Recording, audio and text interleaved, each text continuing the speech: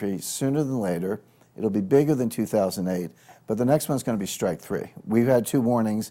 They've been ignored. The 3rd time, it's game over. We are entering a period of financial crisis that is the greatest the world has ever known. The wealth transfer that will take place during this decade is the greatest wealth transfer in history. Wealth is never destroyed, it is merely transferred, and that means that on the opposite side of every crisis there is an opportunity. The great news is that all you have to do to turn this crisis into your great opportunity is to educate yourself. I believe that the best investment that you can make in your lifetime is your own education.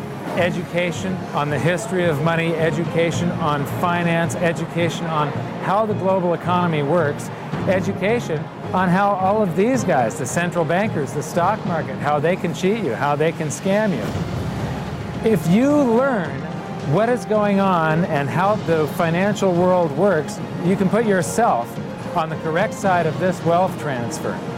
Winston Churchill once said that the further you look into the past, the further that you can see into the future. This program is all about creating your own crystal ball, being able to gaze into the future, being able to change this crisis, the greatest crisis in the history of mankind, into your great opportunity.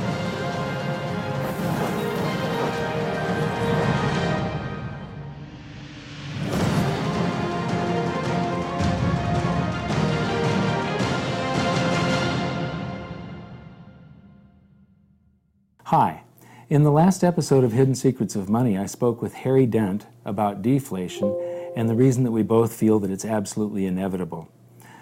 In the bonus feature, I talk with Harry about some of our differences, and he believes that it's going to be a long, drawn-out deflation.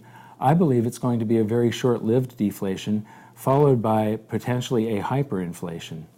And the reason is something we're going to talk about in this episode, and it's velocity of currency.